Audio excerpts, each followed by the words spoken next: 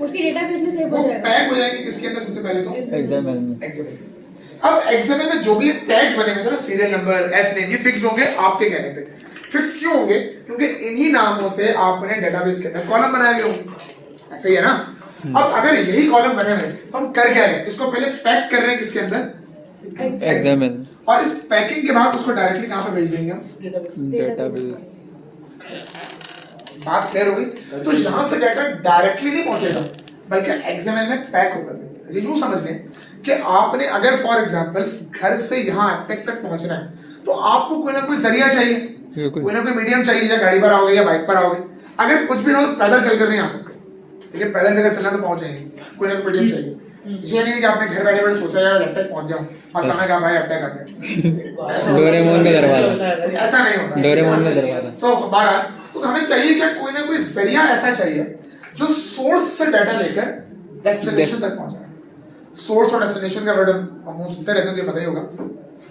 यानी एक जगह से हमने डाटा को इनपुट किया और जहां तक उस डाटा ने पहुंचना था, जहां जाके उस डाटा ने सेव होना था, वहां तक डाटा को पहुंचाना है। लेकिन डाटा डायरेक्टली नहीं पहुंच सकता, हमें उसको किसी ना किसी जरिए के थ्रू पहुंचाना है। एक्सएमएल के मीडियम हम यहाँ पर कौन सा यूज कर रहे हैं, एक्सएमएल। इसी का एक ऑल्टरनेटिव होता है हमारे पास दूसरा, और जैसा ये हमारे पास रिकॉर्ड भी होता है। जेसन। यस, मेरी बात, जब डाटा हमारे पास सेव हो रहा है तो रिकॉर्ड ही हो रहा है ना, और क्या हो रहा है। अब जब डाटा डेटाबेस के अंदर आ गया, अब मैं जब चाहूँ व्यू करवा, सर ये लोकल में जाएगा? नहीं, अब लोकल की बात नहीं करेंगे, अब लोकल थोड़ी सी आगे बढ़ेंगे। ये समझ प्रॉपर डेटाबेस, ये प्रॉपर जाएगा वहीं पर, एक सर्वर पे रखा हुआ डेटाबेस। अब मैंने आपसे ये बताया था कि क्लाइंट साइड पर बैठकर अपने सिस्टम में बैठकर तुम डायरेक्टली सर्वर को एक्सेस नहीं कर सकते, तुम एपीआई के थ्रू करते हो। अब ये जितना भी काम हो रहा है ना पैकिंग का, सारा एपीआई का। याद होगा एक्स्ट्रा क्लास रखी थी, लॉगिन साइन अप पढ़ाया था, दो मेथड कराए थे उसमें, स्ट्रिंगिफाई और जेसन डॉट पार्स। उससे मैंने क्या कहा था, डाटा को पैक और अनपैक करना। स्ट्रिंगिफाई पैक करके आगे भेज रहा था, सही है, और जब पास करते थे वो आगे आकर अनपैक को आगे भेजने के काबिल बना। यस, याद आ गई बातें, बिल्कुल। यही काम यहाँ पर सर वो कोड दे देना। हाँ दे दूंगा, जैसे जेसन का काम था वही वाला। अब उसी का एक और फॉर्मेट या उसी का एक और अल्टरनेटिव हमारे पास कौन सा है, XML। अच्छा, जेसन तो खैर बहुत बाद में बना, पहले XML की टेक्नोलॉजी यूज होना शुरू हो गई थी, और XML का काम थोड़ा सा ही पुराना भी है। अब XML ज्यादातर वेब टेक्नोलॉजीज या डेस्कटॉप एप्लीकेशंस के लिए इस्तेमाल ही नहीं होता, वो जेसन पे सारा काम करवा सकते हैं। कुछ iOS की एप्लीकेशंस ऐसी होती हैं जहां पर आपको XML के ऊपर जाने का है। फॉर एग्जांपल अगर कोई स्विफ्ट प्रोग्रामिंग लैंग्वेज क्या, जेसन, शायद कोई भी यूज कर सकते हैं। देखो यूज तो कोई भी कर सकते हैं, बट जेसन एक थोड़ा सा कन्वीनियंट तरीका है इस चीज को पढ़ने का। हम दोनों पढ़ेंगे, जेसन भी पढ़ेंगे और हम ये भी पढ़ेंगे, हम दोनों को बनाएंगे। आपने जावास्क्रिप्ट में जैसे एक कुछ पढ़ा है छोटा सा, उससे तो मेथड करा के मैं आगे बढ़ गया। वो इसी हाँ, मुझे इसी के मेथड इस दफे इंशाल्लाह जेसन को डिटेल में पढ़ेंगे कि जेसन को लिखने का तरीकेकार क्या है, इसका सिंटैक्स क्या है। अभी पहले जरा हम XML को समझ लें और फिर हम उसको पढ़ेंगे। ये वाली बात क्लियर हो गई। अब आते हैं मेरा XML बनी कहां से, जनरलाइज्ड मार्कअप लैंग्वेज। पहली हमारे पास लैंग्वेज है वो कौन सी, GML, जनरलाइज्ड मार्कअप लैंग्वेज। ये फाउंडेशन है, ये बेस है। दुनिया के अंदर जब वेब कंटेंट लिखना शुरू किया गया, ठीक है, यानी जो ऐसा कंटेंट जो ब्राउजर्स पे शो होगा, याद रखिएगा डायरेक्टली काम HTML पे शुरू नहीं हुआ था। ये नहीं था कि अगर 1990 में इंटरनेट बना है डायरेक्टली HTML लिख दीजिए। पहले काम कहां से शुरू हुआ, जनरलाइज्ड मार्कअप लैंग्वेज। क्योंकि देखो जो टेक्स्ट आप नॉर्मली वर्ड पे नोटपैड पे लिखते हो वही वेब पर नहीं दिखाया जा सकता, सही है। उसको रेंडर करवाने के लिए, उसको डिस्प्ले करवाने के लिए आपको कोई ना कोई मैकेनिज्म चाहिए था, कोई ना कोई मार्कअप लैंग्वेज चाहिए, ठीक है। Standard generalized markup language. अब स्टैंडर्ड का मतलब क्या है वो समझ लें। देखिए जनरलाइज्ड मार्कअप लैंग्वेज में क्या हो रहा था, हर बंदा अपने अपने तरीके से काम कर रहा था, जिसका जो दिल चाह रहा है वो कर रहा है। फॉर एग्जांपल अगर मैं HTML में बात करूं, अगर मैं H1 लगाऊं क्या होगा, हेडिंग हो गया, और अगर मैं P का टैग लगा दूं उसको बोल्ड कर दूं, पैराग्राफ तकरीबन सेम आउटपुट आ रहा होगा। सर वो अगर फॉन्ट साइज में फर्क आएगा फॉन्ट साइज ना, का, चलिए फॉन्ट साइज को भी दे दिया हमने इसको, अब बताएं अब सेम, अब बराबर हो सेम। जाएगा। अब हुआ क्या कि भाई जब वेबसाइट बनना शुरू हुई ना, अब कुछ लोग फॉर एग्जांपल इस पे काम कर रहे थे, कोई इस पे, कोई एक बेस नहीं थी, कोई एक स्टैंडर्ड नहीं था, तो उस चीज को फिक्स करके फिर एक नई मार्कअप लैंग्वेज हम शिफ्ट हुए, इसको हमने क्या कहा, स्टैंडर्ड जनरलाइज्ड मार्कअप लैंग्वेज, जो कि यूं समझ ले एक फाउंडेशन थी, एक बेस थी टू HTML की जो इब्तिदा हुई है वो यहाँ से स्टैंडर्ड बनाने के बाद। स्टैंडर्ड। अब स्टैंडर्ड के बाद एक और मसला आ रहा था, टैग्स। फॉर एग्जांपल जैद काम करे तो अपने नाम के टैग बना रहा है, हनीफ अपने नाम के लगा रहा है। अब उन्होंने कहा भाई अगर ये अपने अपने नाम के टैग लग गए और वेबसाइट को कभी हमें अपडेट करना पड़ा, फॉर एग्जांपल एक वेबसाइट आपने बना दी, 6 महीने बाद यूजर दोबारा आपके पास आता है, यार चेंजेस करवानी है, यार कंटेंट चेंज कर दो। अब जैद हदफ क्या कहते हैं, शायद एक सॉफ्टवेयर उसमें काम तो नहीं करेगा, बिल्कुल जॉब चेंज कर दिया, अगला बंदा कह रहा है ये पटरी के टैग लगाएगा इसका पता नहीं क्या काम था।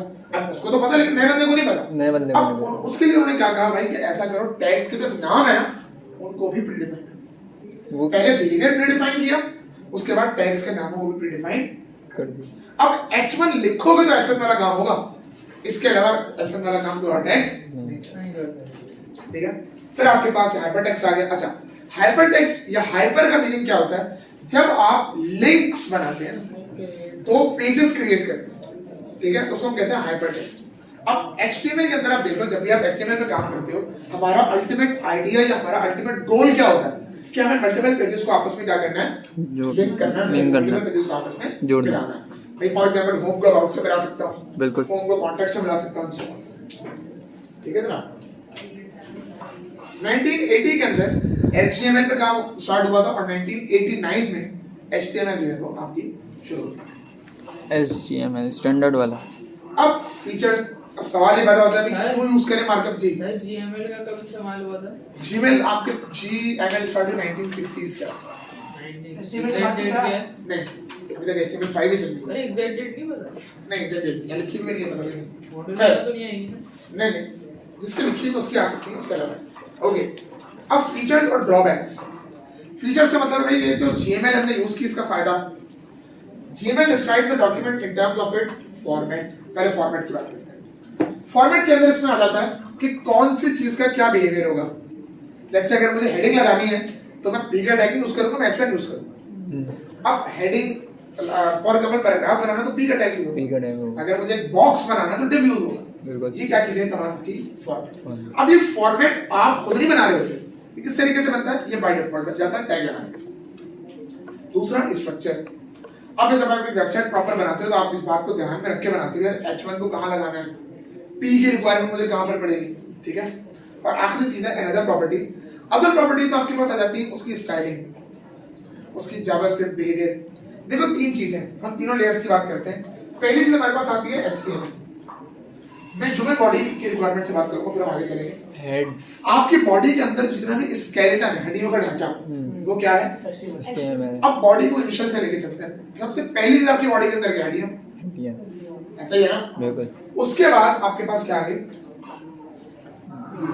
CSS, यानी आपके अपीयरेंस, नजर कैसे आते हो, यानी आपकी स्किन, खाल, आपके चेहरे की बनावट, आपकी आंखों की सेटिंग, ये सब चीजें क्या आ गई?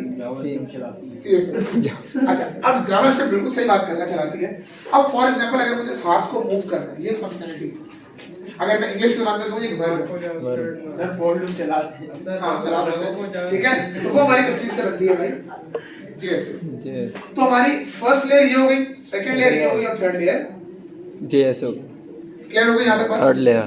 आगे HTML ensures that system can represent the data in its own way। अब स्टैंडर्ड जनरलाइज्ड मार्कअप लैंग्वेज में मैंने कहा स्टैंडर्ड बन गया, टैग्स यूज होना शुरू हो गए। इस स्टैंडर्ड का मतलब हरगिज़ ये नहीं था कि हर वेबसाइट में एक ही डेटा नजर आएगा। डेटा को दिखाने का तरीकेकार जरूर है क्या, बट आप अगर टैग यूज करते हो HTML के तो हर बंदा हर वेबसाइट में एक जैसे यूज ही करेगा। फॉर एग्जांपल अगर मैंने अपनी वेबसाइट में H1 के 2 लगाए हैं तो जरूरी नहीं अगला बंदा भी H1 के 2 लगाए, हो सकता है वो 4 लगा ले, हो सकता है वो एक भी ना लगाए, right. HTML use ASCII text. अच्छा, ASCII क्या होता है, सिर्फ फुल फॉर्म में लिखना जरा इसका मतलब